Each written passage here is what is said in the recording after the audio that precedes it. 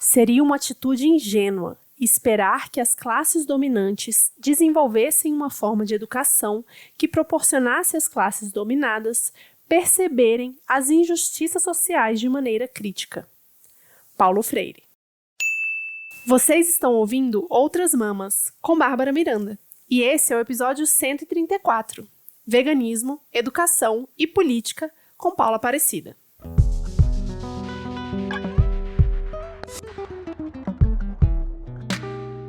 Paula Aparecida, da Zona Norte de São Paulo, professora da rede pública do Estado há mais de 12 anos, foi conselheira do Sindicato de Professores, co-deputada estadual na Alesp e agora é candidata a deputada federal pelo PSOL de São Paulo e vegana. Paula, seja muito bem-vinda. Depois a gente se encontrar, tanto nas ruas em São Paulo, nas manifestações. Eu fico muito feliz de receber você aqui. Já estava nos planos para a gente receber há muito tempo, para a gente conversar sobre várias pautas que são importantes, mas esse ano específico, de eleição, a gente tem poucos candidatos falando sobre esses temas, veganismo, educação, política e tudo isso junto, E aí, antes de começar mesmo as perguntas, eu queria que você contasse um pouquinho da sua história e a sua relação com o veganismo, como começou e por quê, como que você chegou até aqui. Ai, Bárbara, eu estou agradecida de estar aqui também, porque faz tempo, que a gente se encontra em vários lugares e etc., e esse podcast ele foi muito importante, tem sido importante para muita gente, tanto vegana quanto não, se politizar, congregar, unificar as lutas. Então eu agradeço aí estar aqui com você. Obrigada. Hoje. A minha história, ela começa com a minha avó, Dona Diva, é uma retirante nordestina, doméstica, que veio para a periferia de São Paulo, participar do movimento popular, veio morar aqui e acabou participando do movimento popular, da Igreja Católica, da Teologia da Libertação, e foi uma liderança, comunitária aqui na região, construiu também o Partido dos Trabalhadores. Quando eu nasci, ela já estava há um tempo nesse movimento, e aí eu comecei a participar junto com ela, nas reuniões, em todos os processos que eu podia, eu me enfiava, e desde criança, então, eu comecei a participar da vida política do próprio Partido dos Trabalhadores aqui na região, aqui na Brasilândia, na periferia de São Paulo, e aí vem de berço, essa necessidade de colocar os trabalhadores no poder. Aí com 14 eu decidi sair do PT, fui para o PSTU, por perceber, que o PT tinha abandonado os movimentos sociais, os movimentos de luta mesmo, pelo menos aqui eu via na Brasilândia o que acontecia, era só para eleição, era um projeto político de poder por fora mesmo dessa organização popular. Entrei para o PSTU, fiquei um pouco de tempo porque tinha alguns problemas aqui em casa, e minha família não gostou muito de eu sair do PT para o PSTU com 14 anos, foi bem complicado, Depois participei também de atos do Passe Livre, para a manutenção do Cefam, que era uma escola técnica de formação de professores, que a gente ganhava uma bolsa de estudos, foi fechada depois pelo PSDB, o ataque deles à educação é sistemático e sempre foi. Uhum. E aí entrei na Universidade de São Paulo, na USP, na Letras, comecei a participar do movimento estudantil, fui diretora do centro acadêmico, organizei as manifestações lá no curso de Letras contra as reformas neoliberais do governo Lula, A gente levou só o meu curso 6 ônibus aí para Brasília, para manifestar contra a reforma da Previdência, a reforma universitária e todas aquelas políticas neoliberais. E participei também de ocupação de reitoria, de piquete, de greve dentro da universidade e fora, levando o movimento estudantil para fora, para apoiar a greve de professores e outros tipos de mobilizações políticas, de movimentos sociais, como a greve dos garis, as greves das terceirizadas de limpeza, sempre tentando levar a universidade para fora dos muros e que o movimento estudantil tivesse a serviço das lutas da classe trabalhadora e povo pobre, Aí eu entrei na categoria de professores, como professora de português, depois de me formar, em 2011, na Zona Norte, na periferia aqui de São Paulo, e comecei a participar do sindicato, de forma ativa, construí oposição sindical, o grupo Professores pela Base, era um grupo de professores que queria retomar o sindicato para a mão da categoria, que está dirigido até hoje pela burocracia sindical, ligado ao Partido dos Trabalhadores, e que na prática impede, e burocratiza a luta da categoria, A partir daí também organizei o grupo de Mulheres Põe Rosas, com professoras, mães, estudantes, a gente tinha reuniões quinzenais na periferia da Zona Norte, eram reuniões o dia inteiro, que a gente comia, lia Marx, Lenin, discutia os relacionamentos, era uma coisa muito complexa e interessante. Que legal. Nesse processo de professora, construir os comandos de greve na Zona Norte unificados, entre professores do Estado e da Prefeitura, que nunca tinham acontecido, né, as categorias, cada uma no seu lugar, separada da luta, também conseguimos construir um comando regional unificado, também com os Correios, com os trabalhadores dos Correios em greve na região, foi também um marco. Meus alunos ocuparam a escola em 2015, eu estava lá o dia inteiro ajudando esse processo de organização do movimento da juventude. Em 2016, a gente organizou assembleias populares dentro da escola, retomar a escola através do conselho de escola, mudar ela mesmo, né? Abrir biblioteca, organizar e ter um processo de participação comunitária muito forte, né? Eu esqueci de falar, entrei em 2000 e... Ai, meu Deus, eu participei da fundação do PSOL em 2004, 2005, mas acabei só recolhendo assinaturas, entrando no partido, mas logo depois eu me aproximei da LERC, que é a Liga Estratégia Revolucionária, Quarta Internacional, e depois do MRT, que virou o Movimento Revolucionário de Trabalhadores, a galera do Esquerda Diário. Fui da direção desse partido um tempo, e saí definitivamente dessa organização em 2017. E aí eu fui convidada a ser uma das co-candidatas da proposta, né, de mandato coletivo da bancada ativista representando a educação. E aí eu acabei levando a causa animal, que eu tinha, né, começado a participar do movimento animal um ano antes, e falei que era importante para mim também representar politicamente a questão da libertação animal. E aí entrei no mandato em 2018, né, esse mandato vai terminar em março agora, e levei essas duas lutas, essas duas pautas em vários processos políticos dentro da LESP, e agora estou me candidatando a deputada federal pelo PSOL, uma candidatura independente radical aí. Acho que eu falei muito, né, gente? Ai, eu me sinto velha, gente, é tanta coisa que eu passei na vida. Você fez muita coisa, né? Não necessariamente tem a ver com idade, mas também pode ter. E com relação ao veganismo, né? Como que foi que você virou vegana? Olha, uma história super engraçada, assim. Eu acho que eu até falei com o Beron esses dias, que a gente fez uma live, falei que eu nunca vi alguém ter virado vegana pelo mesmo motivo que eu. Então, se você descobrir, por favor, troca ideia comigo pra gente se relacionar. Eu me tornei vegana, assim, em 2015, durante as ocupações de escola, tinha alguns alunos e também um outro professor que nem era vegano, era vegetariano, e eu até cheguei para eles e falei assim, é o seguinte, eu acho esse negócio aí legal, mas eu não consigo abrir mão do meu bife, entendeu? Eu gosto de comer animal morto, assim, não sei se eu usei essa palavra, mas quando eu lembro me vem, assim, essa expressão. E entre 2015 e 2015, na verdade, tinha marcado um curso de massagem tântrica, porque eu tinha me interessado nessa questão em chegar mais profundamente na minha sexualidade, entender como ela funciona, os traumas e os processos que têm a ver com a minha expressão sexual. Só que eu marquei, e aí meus alunos ocuparam a escola, e eu desmarquei a bicha da massagem tântrica, porque eu falei, eu tenho que morar aqui com eles nessa escola. E aí, início de janeiro de 2016, teve o curso de massagem tântrica. E eu fui fazer o curso. E não, vou resumir porque é engraçado, né? Essa parte do curso de Tantra, como se vira, pesquisa aí online. Tô zoando. Mas, num dia ele falou, não coma carne. Eu falei, ninguém mexe com a minha dieta. Quando eu tomava ayahuasca, nunca parei de comer carne, nunca fiz a dieta que eles pedem, porque eu era do contra, né? Se parece que tá mandando eu fazer alguma coisa, eu não faço, porque eu não gosto de ser mandada. Aí eu fui lá, comi o bifão antes da massagem, fiz a massagem depois, e eu fiquei em outro estado, assim, num estado tipo de conexão com tudo, com cada formiguinha, com a árvore, com as pessoas na rua, tava tudo assim, nossa, gratiluz, namastê total. E terminei o curso, não comi durante o curso mais nada de animal, aí quando eu cheguei em casa, à noite, eu abri o freezer, eu olhei aquele bando de bicho morto, assim, eu falei, nossa, isso aqui não é comida. E não consegui mais. Eu falei, gente, o que eu vou fazer agora? O que eu vou comer? Ai, meu Deus, fiquei desesperada. Aí eu liguei, eu tinha 2 companheiros na época, liguei para um companheiro, eu falei, ai, Vini, mano, eu não vou mais comer carne, eu não consigo mais abrir esse negócio aqui, e não é comida, não sei, não me sinto, né, na relação com essas coisas. Aí ele falou assim, eu já fui vegetariano, eu fico com você. Aí eu falei, ai, que ótimo, então depois você vem aqui e a gente organiza tudo isso. Aí eu liguei pro meu outro companheiro, aí eu falei, olha, França, é isso. Aí ele falou assim, não existe vegetariano. Eu falei assim, como não existe vegetariano? Aí ele falou assim, só existe vegano. Eu falei, mas como só existe vegano? Ele falou, ovo e leite é vegetal? Aí eu fiz assim, caralho, e agora? Vou ter que virar vegana. E aí, eu tava de férias, né, no trabalho, Vini era professor também, né, e aí a gente começou a ver todos os documentários, assim, todos.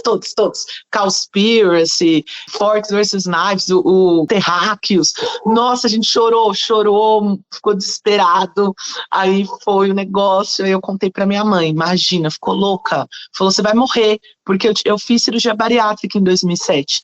E quando eu fiz, o médico dizia, se você deixar de comer carne, você morre, literalmente. Minha mãe ficou com isso na cabeça, meus pais estão achando que eu ia morrer, falaram que eu sou maluca, como assim de um dia pro outro, que eu fico fazendo essas mudanças, que, pelo amor de Deus. Aí eu arrumei uma nutricionista, tal, vegana, que tinha experiência com cirurgia bariátrica, levei minha mãe, aí fui acalmando todo mundo, mas eu fui assim, de um dia pro outro. E eu lembro que eu peguei a minha geladeira, meu freezer, joguei tudo num saco plástico, falei, mãe, leva lá pra minha tia, leva lá pra família, porque acabou. De um dia pro outro, assim, foi desse jeito, meio doido, né? E aí eu comecei a estudar e ler, aí eu falei, não, é isso mesmo. Então foi espiritual. Essa é novidade aqui em Outras Mãos. Acho que ninguém tinha contado uma história de uma massagem tântrica que levou ao veganismo. Mas pra você ver, né? Cada pessoa tem a sua jornada. Elas não se repetem, podem ter algumas coisas parecidas. Então, se você tem uma experiência igual a da Paula, manda mensagem pra ela e compartilha pra gente ficar sabendo de mais pessoas que tiveram esse tipo de experiência. Já vi gente falando da ayahuasca, já vi gente falando de outras coisas, mas a massagem tântrica foi a primeira. Muito bom. Bom, você falou muito, né, sobre a sua experiência como professora e sua vivência na periferia. E teve uma fala muito marcante do Ciro nesses últimos dias, né, do candidato à presidência, Ciro Gomes, que circulou aí na internet. Ele manda mal constantemente, né, a gente sabe, a gente que acompanha há um tempo já sabe, mas sempre tem umas coisinhas a mais que a pessoa se supera, né.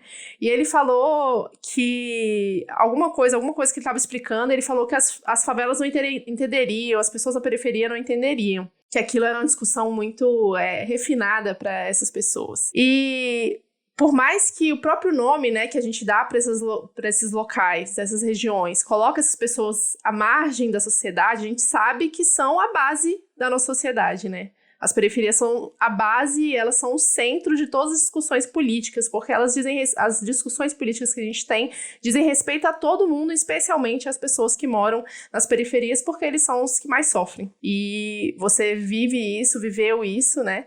E como professora você tem uma longa experiência com isso também. Eu queria que você falasse um pouco como que é assim, a importância do movimento estudantil, especialmente do movimento estudantil e periférico, que você acompanhou nesses últimos anos. Você já contou bastante da sua experiência, como que ela foi acontecendo, da sua vivência, mas eu queria que você falasse um pouco mais dessa força do movimento estudantil. Eu também fui de centro acadêmico muito tempo, de movimento estudantil, de ocupação de reitoria, mas eu venho de uma classe média, né? É outro rolê. Primeiro eu quero dizer que essa questão de periferia, a periferia é muito complexa, é muito diversa, né? É grande, é a maioria, então tem esse olhar da classe média de dizer a periferia, existem as periferias, né? É muito distinto, existe um setor de classe média baixa dentro da periferia, né? Existe a pobreza miserável dentro da periferia, existe quem lucra dentro da periferia, ganha muito dinheiro e acaba depois saindo da periferia, seja com os mercados que tem, os tipos de comércio, porque como é muita gente, gira muita grana também, então isso é importante a gente entender. Por exemplo, eu sou da Brasilândia, meu companheiro é de Paraisópolis, ele mora lá, quando eu vou para lá é outra realidade totalmente diferente, assim, né? E eu acho que essa questão do pedagogia, né, de a periferia não entende, é porque a gente está num sistema capitalista que reproduz essa divisão entre trabalho manual e trabalho intelectual, e de fato, para a classe trabalhadora e povo pobre, não sobra nem tempo para ter esse trabalho intelectual, para poder pensar na sua própria vida, pensar na vida coletiva, é trabalhar para comer para trabalhar, aí bebe uma cervejinha para descansar, vai na igreja para pedir bênção para o dia seguinte. Então, eu acho que a questão fundamental é que existe sim essa dificuldade de entendimento de coisas complexas e abstratas da periferia, mas isso é por conta de uma divisão social do trabalho, de uma falta de tempo, de recurso, de possibilidade, de oportunidade, de poder, de fato, pensar sobre o mundo e não só usar suas mãos para fazer seu trabalho, seu suor para fazer o mundo funcionar. Né, a gente ainda reproduz uma lógica escravocrata.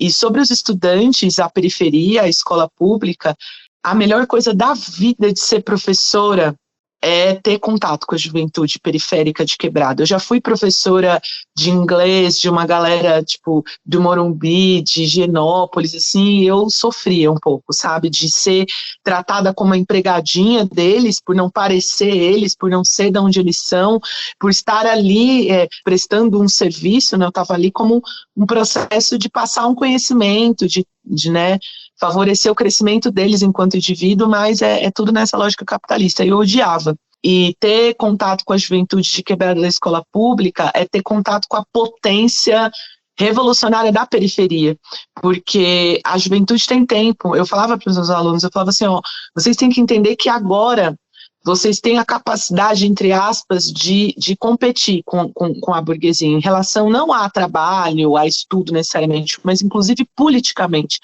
Porque o que falta para a classe trabalhadora é tempo, e vocês são os filhos da classe trabalhadora que hoje tem tempo, porque ainda não trabalham, ainda não têm filhos, ainda não têm uma casa para sustentar. Então, utilize esse tempo com muito discernimento, porque vocês têm que pensar a sociedade que vocês querem, o que vocês querem construir, o que é direito de vocês agora.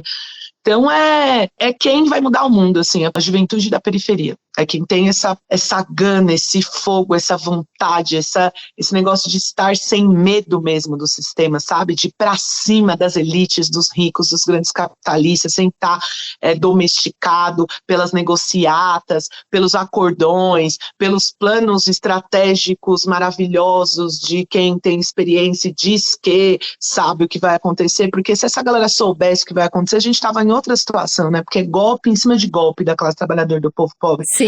É recuo em cima de recuo, é a pedagogia da derrota que nos ensina a ser derrotado e a aceitar a próximo acordo com as elites, e a juventude não é assim. Eu lembro das ocupações de escola, os alunos indo para cima da burocracia sindical da POS, que queria negociar por cima deles, que queria pedir para eles ir embora, porque achava que não era para ficar, sabe, e eles não, sai fora, entendeu, você me deixa aqui. E inúmeros processos de mobilização que eu vi na periferia, no assassinato do Douglas, a gente organizou lá em 2014, se eu não me engano, uma manifestação em toda a região com a juventude, querendo ir para cima da polícia, e falar, chega, né, os Black Blocs de 2013 eram os meninos de Quebrada, eram no meu, entendeu? Você via lá menino preto, de short, de chinelo, quem tá afim de se enfrentar com o sistema, quem tem um programa para o fim da polícia, porque você fala o fim da polícia para a classe média, ai, mas quem que vai me proteger quando eu estiver na Paulista, entendeu? Daí você fala isso, você escuta o rap e já tá o programa da juventude em preto periférico, que há muitos anos, e a esquerda tem classe média, pequeno burguês, então demora, quando quer, né, colocar esse programa, quando acha que ele não é contra os seus interesses de pequena burguesia progressista, aí até coloca, mas assim, para mim a gente tem que ouvir a juventude da Quebrada e pegar esse espírito para poder fazer a revolução. É lá que está essa força e, nossa, é maravilhoso poder ter contato com essa galera e poder minimamente ser tutora desse caminho, né? As duas minhas principais experiências de vida foram a ocupação de escola em 2015, eu estar com esses alunos, assim, e poder ajudar o desenvolvimento político deles. Eu lembro que eles queriam que eu ficasse em reunião, eu falava, não, vocês ficam sozinhos na reunião. Aí eu achava um buraquinho, assim, na sala longe, para escutar e para ver o que estava acontecendo, sem eles saberem que eu estava vendo, para eles não ficarem olhando para mim e perguntando como que é certo, né? Ai, será que eu estou falando certo, professora? Será que é assim que eu milito? E aí eu chegava neles depois e falava, ó, paz entre nós, senhores, chega de treta. Fundamental que eu fazia em sala de aula é forjar os alunos para a unidade da classe trabalhadora, paz entre nós, guerra aos senhores. Isso era fenomenal, ver eles parando de cair nas briguinhas, nas discussões, expressar a violência contra o sistema um contra o outro, numa guerra sem fim. A escola vira espaço de violência, de briga, inclusive das meninas reproduzindo uma contra um machismo bizarro, pegando o cabelo da outra porque a outra beijou o outro, uma patifaria, e unificando a galera contra o sistema. Lembro dos meus alunos, quem dirigiu as assembleias populares que a gente fez na escola, com mais de 600 pessoas, foram os meus alunos do primeiro ano, do primeiro A, minha sala ali maravilhosa, que eu forjei lá os revolucionários, entendeu? Era muito doida essa sala. E ver eles ali, sabe, aprendendo a fazer política com as próprias mãos e me ensinando, e me colocando no meu lugar de professora. Confesso que de todas as lutas que eu fiz, essas com a juventude foram as que me davam, assim, mais felicidade, assim, que eu ficava tipo, olha que da hora, olha lá os meus alunos, muito louco, eu me senti orgulhosa, sabe, muito doido esse rolê. Bom, meio que você já respondeu a próxima pergunta, né? Eu vou só comentar, então. Foi bom que você foi engatando, é bom quando isso acontece, na verdade. Eu comecei o episódio com uma frase do Paulo Freire, né, que é o patrono da educação brasileira, um dos maiores filósofos e pedagogos do planeta inteiro, e que traz essa pedagogia da libertação de fato, né, que as pessoas tenham um pensamento crítico, e a minha pergunta seria sobre como fazer isso na prática, mas você já respondeu como fazer isso na prática, como incentivar que os alunos tenham esse pensamento crítico e saiam um pouco dessa lógica do sistema de reprodução de opressão, né. Você, inclusive, apresentou na Alesp o projeto, né, chamado Escola, Paz e Liberdade. Se você quiser falar um pouquinho mais sobre esse projeto de lei que você fez, porque eu achei bem interessante, né? Eu sempre estudei em escola particular, obviamente. Então, eu tive zero pensamento crítico durante a escola. Isso chegou para mim só depois na universidade, porque eu tive, né, o privilégio de estudar na Universidade de Brasília, que segue uma lógica muito paulo-freireana. A gente ouve muito falar de Paulo Freire, apesar de eu não ter feito um curso tão voltado para as áreas sociais, porque eu formei em design, ainda assim eu tive muito contato e o movimento estudantil da UNB é muito forte, né? Então, se você puder falar um pouco mais desse projeto de lei. Agradeço a oportunidade de falar. É um projeto que nasceu de uma perspectiva de sala de aula, de operária da educação. Eu costumo dizer que não sou professora, então eu sou operária da educação na escola prisão de regime semiaberto para os filhos da classe trabalhadora e povo pobre, porque a escola pública é outra realidade.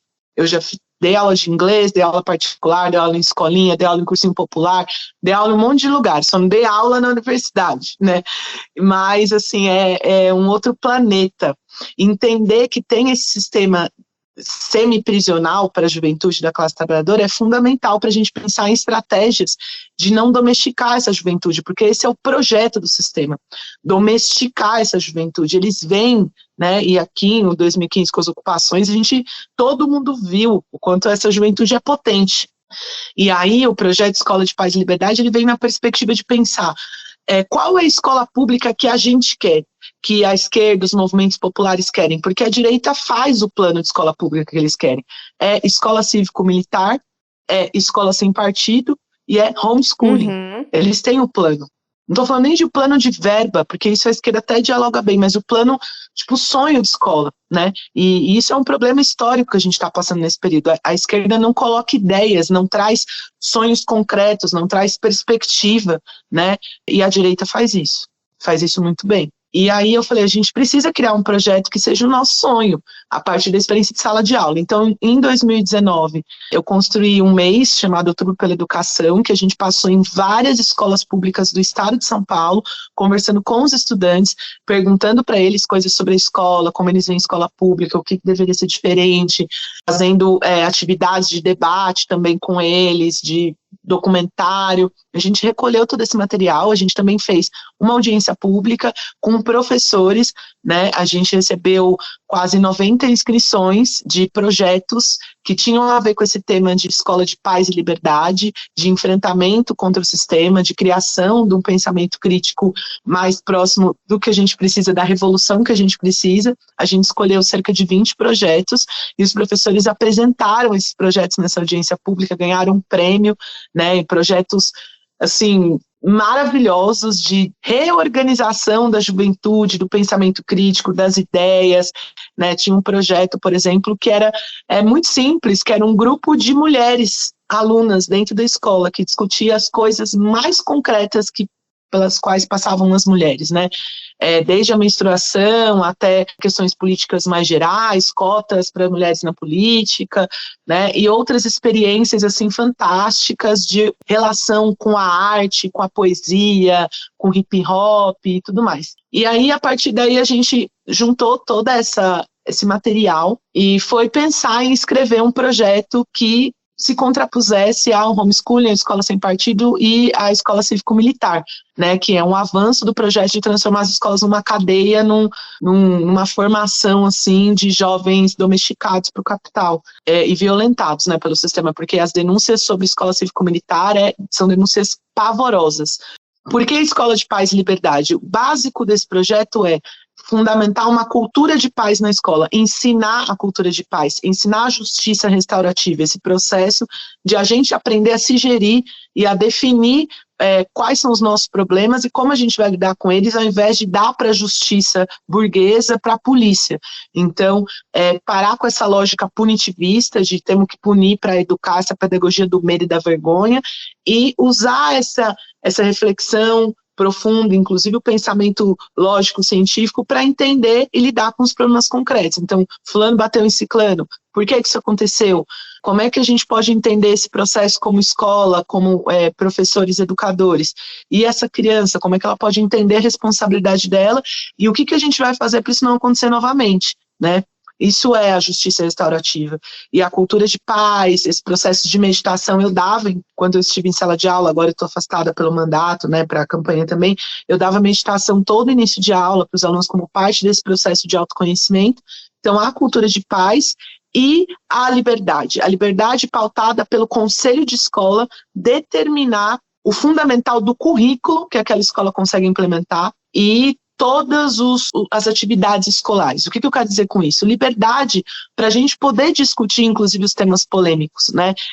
Vamos discutir gênero, vamos discutir sexualidade, vamos discutir religiões aí para além do cristianismo, Vamos votar isso no conselho de escola, chamar a comunidade para trazer o pai e a mãe que tem aquela posição que a gente discorda, que a gente acha que é preconceituosa, para dialogar dentro da escola, para a gente, inclusive, arrancar o nosso povo da domesticação bolsonarista e da ideologia, né, conservadora, no diálogo, tete a tete, usando a escola como esse elemento de educação coletiva. Então, ensinar assembleias, a fazer assembleia, a escola ser gerida mesmo, de fato, pelo conselho, por assembleias populares, né, e ter essa liberdade de temas, garantir que nenhum tema é proibido, que ele precisa ser aprovado para ser debatido com a comunidade pelo conselho, e ter esse lugar de liberdade dentro da escola, que hoje já não tem. Né, a escola sem partido conseguiu deixar um medo dos professores e dos alunos, como se os alunos pudessem ser seus inimigos e levassem aí alguma denúncia sobre o que falam, e trazer essa unidade mesmo dentro da escola, de essa democracia popular, para a gente se alinhar contra o sistema e não deixar o sistema nos dividir. É basicamente isso o projeto. Na prática, como realizaríamos o nosso sonho, assim. Ai, muito legal, Paula. É muito bom ouvir você falando sobre isso, assim. Eu acho que... Será que você foi a primeira professora que veio aqui? Talvez. Se não, uma das únicas professoras. E é muito bom ouvir você falar, assim. Minha mãe é da rede pública aqui do Distrito Federal, tá? Numa escola militarizada. Minha sogra também foi professora durante muito tempo, tios também, enfim, eu tenho outros familiares que são da rede pública, é sempre muitas histórias e é sempre muita luta, né? Tenho uma família de professores, na verdade, vários professores na família, é muito interessante ver isso. E é muito interessante esse projeto de lei, né? E eu queria te perguntar, inclusive, sobre o projeto de lei com relação ao veganismo, né? Porque a gente sabe que dentro dessa democracia burguesa que a gente vive, democracia muito entre aspas aqui, essas leis, elas têm um limite, né, de alcance, porque a gente sabe que negociar com o agro é assim, não existe negociação, essa é a verdade, né? E toda vez que aparecem projetos de lei em defesa dos animais, a gente sabe que também vão para pets, né? Como foi o caso daquela lei que foi sancionada pelo Bolsonaro em 2020, dentro da lei de crimes ambientais, que aumentou a pena para violência contra animais silvestres, diz a lei, que é contra animais silvestres, domésticos, nativos ou exóticos, mas a gente sabe que só funciona para doméstico e muito com cunho racista de penalizar somente pessoas que já são marginalizadas, racializadas, né? E aí viralizou aquela foto do cachorro colocando a patinha, assinando o documento junto com ele, teve um monte de meme, e a discussão fica muito nesse papo de pode ou não pode, é legal penalizar ou não, é crime, não é, e na verdade é uma coisa muito maior, porque os animais que mais sofrem, a gente como vegano sabe disso, são os animais que são ditos para consumo, né? Vacas, porcos e galinhas, e como que a gente consegue, essa é uma pergunta minha, inclusive, assim, sempre foi, como que a gente consegue fazer leis, é possível fazer leis para proteger esses animais, ou é só uma coisa bem-estarista, sabe? Então, Bárbara, é muito legal você trazer esse debate. Já tive esse debate em lives até com advogados veganos do movimento da causa, né? Essa questão da criminalização em relação à violência, à exploração dos animais não humanos. Eu me considero antipunitivista, assim, não com mega arcabouço teórico do que é o antipunitivismo, porque de fato eu não tenho esse arcabouço, não li várias coisas sobre o assunto, etc. Eu também. Mas eu sempre me considerei assim, né? A política que eu fazia, as organizações socialistas que eu militei, e para mim a justiça é uma justiça de classe, é uma justiça burguesa, uma justiça das elites, que usa o método de violência para educar a classe trabalhadora e o povo pobre, que é a maioria da população, a se comportar como ela quer. E a justiça, ela é um método de pedagogia para os mais pobres, porque tem recurso, não vai para a cadeia, ou muito dificilmente vai para a cadeia, ou vai por pouco tempo, e ainda para os presídios de melhor qualidade. Então, eu não acho que é uma alternativa o punitivismo, para nada. Eu, inclusive, considero que o movimento de mulheres, movimento LGBT, movimento negro, todos os movimentos têm essa toada, não é só o movimento da causa animal.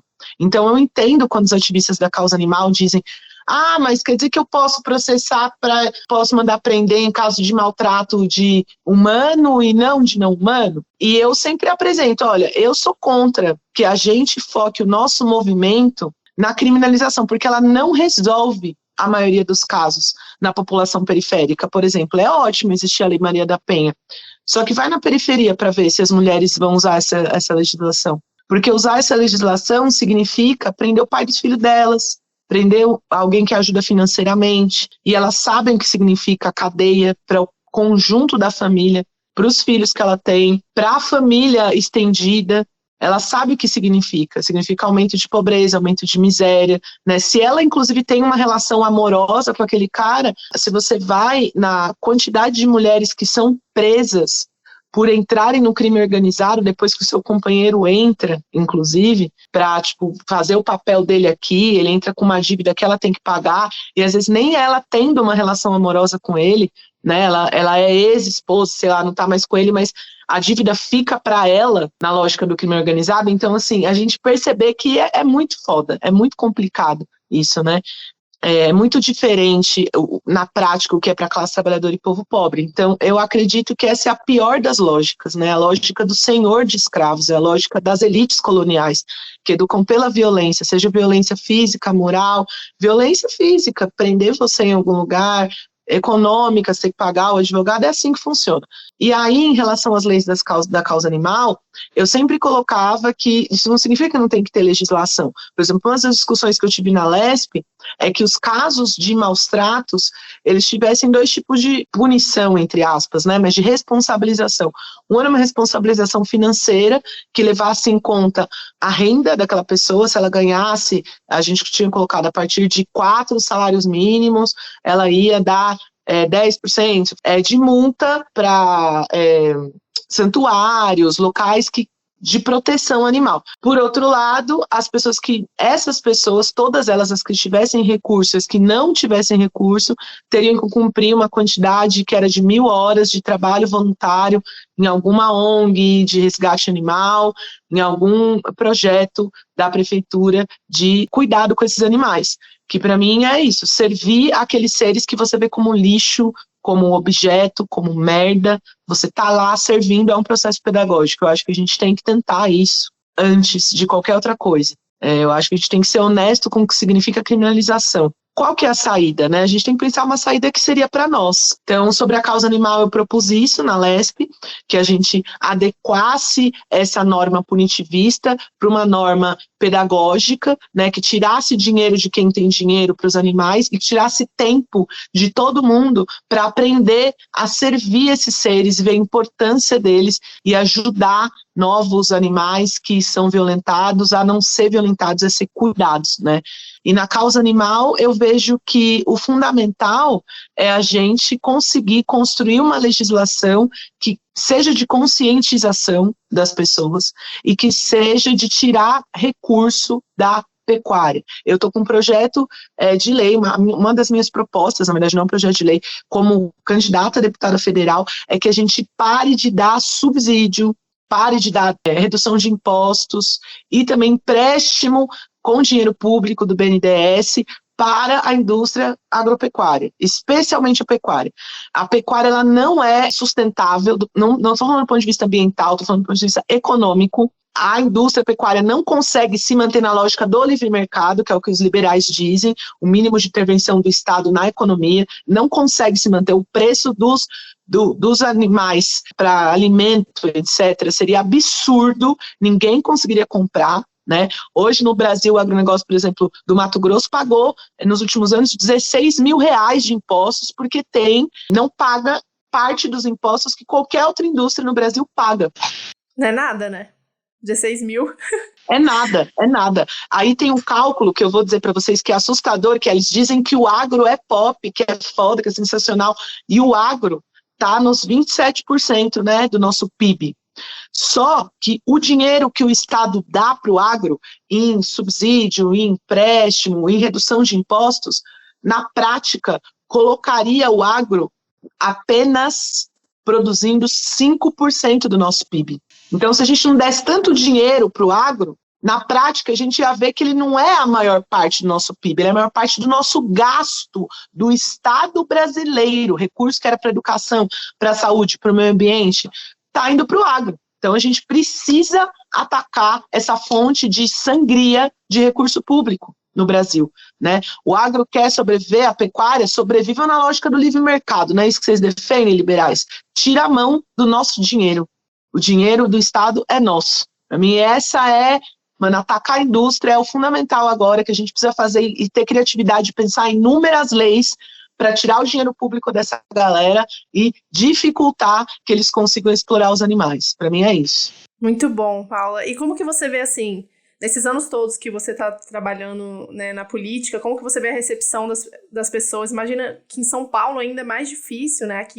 Aqui no DF também, porque em volta, né, o Goiás inteiro, Tocantins, né, tudo é só soja. Antes de começar a gravar, eu tava falando pra Paula que aqui em Brasília tá um calor absurdo, não só pela seca da época, que já é muito calor, mas porque a cidade está inteira pegando fogo em volta, então a gente tá com o céu cinza de fumaça, entra fuligem pela casa o dia inteiro. É uma semana muito ruim, é sempre a pior semana do ano, porque é a semana que a galera aproveita para justificar, colocar fogo nas coisas e falar, não, olha só, era seca, fogo espontâneo. Mentira, não existe fogo espontâneo. Quem quiser, volta aí no nosso episódio sobre a Chapada dos Veadeiros para entender melhor como que funciona esses incêndios criminosos. E eu queria saber como que é para você dessa experiência, se você viu um crescimento da discussão do veganismo, né? Porque em termos de mercado, quando a gente fala em termos de mercado, o veganismo tá na boca do povo, né? Tá todo mundo falando sobre isso. Mas e na política? Tá rolando essa discussão ou não? É ainda uma coisa muito limitada? Eu acho que na política demora, né, para se expressar, porque é uma estrutura de poder muito patriarcal, né? Uma pirâmide muito fina, a pontinha da política é muito fina. Você junta a nata da fina flor do poder e do privilégio, pela esquerda e pela direita. Então, o processo demora. Eu vejo que é isso. Existe um processo dentro da esquerda que eu acho mais interessante, né, que é um processo de legitimação do veganismo, do movimento contra a exploração animal, mas ainda é um processo incipiente. O que eu digo, assim, é porque ele é muito a partir de uma lógica estruturalmente especista. Eu acho que falta a esquerda entender que ela é estruturalmente especista, assim como é estruturalmente racista, machista, LGBTfóbica. Precisa entender isso, né? Conceber essa lógica antiespecista como uma lógica revolucionária e que vai levar naturalmente a lógica antiespecista a uma relação de mais harmonia com os outros seres que vivem nesse planeta. e ter mais harmonia com os outros seres que vivem nesse planeta é, na prática, respeitar a mãe natureza, acabar com a lógica de lucro, né, de olhar tudo como recurso, como possibilidade de roubar, tirar, desmatar para criar grana, porque a gente se vê como parte dessa natureza e tem respeito pelos demais seres que estão aqui, e a gente, de fato, conseguir, sei lá, evitar a extinção da maioria da espécie humana por conta do caos climático. Então, falta entender esse processo.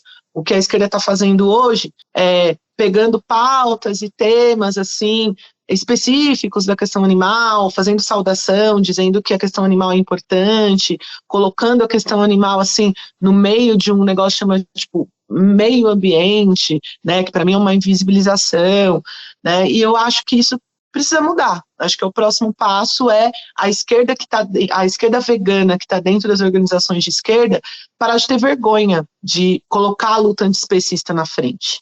Né? Não basta ter veganos que, quando abre espacinho para falar de meio ambiente, quando abre espacinho para falar de alimentos orgânicos, se coloca como aliado dessas lutas. Isso não é antiespecista. A gente precisa fazer um combate, e um combate que não fica violento, mas explicitar em todos os lugares que a gente está o que são os comportamentos especistas e pensar em política pública, mas também em demanda do movimento social que embarque o antiespecismo, né? Porque a gente não pode naturalizar esse processo de olhar os seres que estão aí como coisa, objeto, produto, a serviço, porque a gente está reproduzindo um pensamento que é a base do pensamento racista, né? Que é olhar um outro ser, colocar ele num lugar inferior e por isso você poder dominar e controlar e fazer o que quer com aquela vida. Eu estava falando para as pessoas, no limite, olha, a gente está olhando, a gente está deixando que a humanidade ou que os nossos companheiros de luta olhem a porca, a vaca, o frango, como a burguesia olha a gente. A nossa pele não é retirada e os nossos músculos, nossos órgãos não são comidos. Mas eles olham para a gente com esse desprezo de ser inferior, ser que está à disposição dos meus desejos, das minhas vontades. Dano colateral, não importa se vive ou se morre. E aí, né, é foda. Se a gente tratar outro ser aqui que merece existir, tanto quanto a gente, desse jeito, a gente só está reproduzindo a maneira como as elites querem, como elas pensam. E chega. Para mim, essa libertação da consciência é uma libertação fundamental para a gente criar a nova sociedade que a gente quer. Porque se a gente não tem minimamente ela estruturada na nossa mente, nas nossas ações cotidianas, ela nunca vai vir. A gente sempre vai estar lutando contra a agenda das elites, né? E eles sempre vão estar vencendo, porque a gente nunca vai ter a nossa proposta. A gente sempre vai reduzir os danos da proposta deles. De redução em redução de danos já era espécie humana nesse planeta, pelo menos a maioria da população, que não é as elites bilionárias que estão tentando ir para Marte. Ai, muito legal, Paula. Muito obrigada. Foi muito bom te ouvir. Dá aí seus recados finais, antes de eu dar os meus recados finais aqui para os ouvintes de Outras Mamas. Fala aí suas palavras finais que você quer falar e fala um pouco da sua candidatura. Ai, gente, eu agradeço, Bárbara, suas perguntas foram muito boas, né? Sempre gosto Obrigada. de pensar fizeram pensar sobre, assim, coisas que às vezes a gente não pensa tanto, né? Essa última reflexão, por exemplo, faz tempo que eu não falo sobre isso. Eu estou nessa candidatura independente, radical, entendendo que a gente precisa construir uma esquerda que de fato paute uma luta de classes, que use o processo eleitoral para colocar o que a gente quer para o conjunto da classe trabalhadora e povo pobre, né? Então eu estou nessa candidatura independente. As minhas propostas principais, para além dessa que eu coloquei da pecuária, do fim, né, do dinheiro público em todas as instâncias, outras propostas, uma delas é que o político tenha que ter o seu filho na escola pública, né, que o político e os seus familiares tenham que utilizar o SUS numa medida de força mesmo contra o sistema, de garantir que quem decida sobre a nossa vida, a vida do povo, tenha minimamente relação real com a vida do povo, né? A gente tem países desenvolvidos, inclusive, teoricamente, a Finlândia, etc., que os filhos dos políticos estudam com os filhos dos operários. No Canadá, os políticos vão no mesmo hospital que a classe trabalhadora, e a gente precisa exercitar essa ideia de democracia real mesmo, né, nos poderes e na nossa vida cotidiana. Então, eu estou com essa candidatura que tem esse espírito antissistema, Estou desalinhada à aliança Lula-Alckmin por entender que uma tarefa da esquerda é ter uma esquerda de verdade ano que vem, e a gente corre muito risco de abrir o flanco para o bolsonarismo, para o fascismo passar como a oposição de direita, né, a esquerda no poder, e eu enxergo que a gente não tem proposta para a classe trabalhadora e povo pobre antissistema, e o Bolsonaro se elegeu como contra o sistema, e vai crescer ainda mais contra o sistema, então eu estou nessa toada, né, de tirar o fascismo da mão das massas trabalhadoras, especialmente nas periferias, entendendo que a gente tem que construir a nossa radicalidade, né, independente dos acordos com as elites. O próximo presidente, independente de quem for, vai ser um presidente em pacto profundo com as elites brasileiras, que são profundamente escravocratas, e eu estou fora desse rolê e quero estar em Brasília para representar o povo a partir dessa visão. E quem quiser conhecer mais detalhes dessa candidatura independente, radical, de quebrada, de professora vegana, entra nas minhas redes sociais, doa aí para a campanha, porque cada dinheiro é um panfleto a mais, é uma capacidade dessas ideias chegarem mais longe, e vota aí 5099, professora Paula Aparecida, para ter alguém independente lá em Brasília. A maioria das pessoas que podem escutar os Outras Mamas provavelmente vão votar no Lula, talvez algumas na Sofia Manzano, no Péricles, na Vera Lúcia, né? Independentemente de quem você votar, inclusive em especial para as pessoas que vão votar no Lula, é importante ter alguém de fato de esquerda sem estar pactuado nesse projeto. Infelizmente, mesmo no meu partido, o PSOL, a galera tá pactuada nesse projeto. E se a gente tá preso no sistema, acabou. Então a minha candidatura é uma candidatura de resistência mesmo, para causar lá em Brasília no É importante, né? Eu mesma já declarei meu voto, vou votar no Lula, porque, enfim, é escolha pessoal, mas nas CLs, né, para deputado, para senador, eu tô buscando as candidaturas mais radicais para governador, porque é o que a gente tem para fazer agora no momento. Então, busquem essas candidaturas aqui no DF. Quem está buscando uma candidatura da periferia para distrital, tem o Max Maciel, que é uma pessoa incrível, vale muito a pena. A coletiva indígena, que também está aí resistindo demais, né? Eu já falei dela no último episódio com a Sônia também, nosso último episódio foi com a Sônia. Então, busquem essas candidaturas, porque é muito importante ter essa radicalidade, né? A esquerda, de fato, radical, para conseguir bater de frente, né? A esperança aí do Lula é de, pelo menos, ter um pouquinho de diálogo, só um pouquinho. Que a gente sabe que é difícil, mas é essa limitação que a gente está nesse momento muito crucial. Eu também acredito que o bolsonarismo ainda vai crescer muito, né? A gente está vendo esse crescimento do extremismo, assim, da radicalidade da direita, da violência no mundo todo, né? Agora as eleições na Itália também está sendo desesperador acompanhar. Então, é isso. A gente está tentando fazer o que pode dentro do que a gente consegue, né? E que bom que tem você aí em São Paulo para bater de frente. Muito obrigada, Paula. Foi ótimo te receber aqui. Eu que agradeço. A gente se vê aqui em Brasília ou em São Paulo em breve, tá bom? Um beijo. Beijo. Tchau, querida. Tchau. Gente, agora, momentinho final. Eu vou tentar fazer sempre essa parte de recados finais, né? Como vocês puderam perceber, esse é o primeiro episódio que eu gravo sozinha aqui no Outras Mamas, e eu confesso que eu fiquei muito nervosa.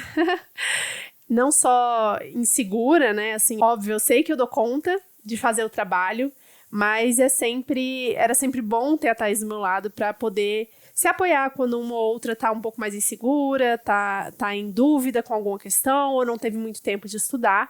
Mas a Paula foi uma convidada ótima. Gostei muito de conversar com ela, a gente já se conhecia pessoalmente, então ter ela aqui no Outras Mamas foi muito, muito prazeroso. E contando com o episódio passado, que foi com a Sônia Guajajara, nós tivemos esses 2 episódios com candidatas a deputadas federais pelo estado de São Paulo. A intenção aqui nunca foi fazer uma propaganda política de determinados candidatos, mas a gente quis trazer essas 2 pautas que foram muito importantes pra gente, tanto a questão indígena quanto a questão periférica e do veganismo e como sobre essa educação política, né?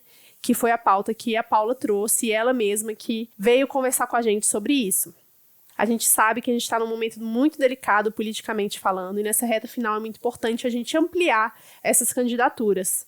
Nós não teremos mais outros episódios com candidatas, porque também quando sair um episódio novo já vão ter passado as eleições, pelo menos o primeiro turno, né? E Tomara aí que role tudo no primeiro turno mesmo. Mas, como eu falei anteriormente, nos episódios ainda com a Thaís, vai mudar um pouquinho o formato, não vai ser só esse formato de entrevista, os episódios ficarão um pouquinho mais curtos, né, porque eu fazendo sozinha, editando tudo, é um pouco mais complicado.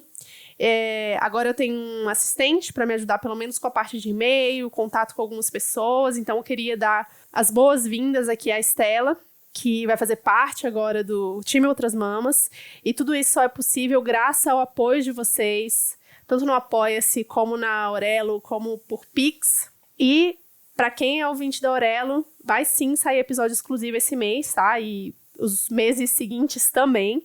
Eu já tô preparando o episódio da próxima semana, e eu acho que vocês vão gostar demais, uma coisa mais reflexiva, mais introspectiva minha, de coisas que estão acontecendo aqui dentro. Além disso, eu queria dar um último recadinho, que é uma coisa muito importante. A gente sempre pauta aqui quanto é difícil ser mulher podcaster, estar neste mundo que é muito masculino.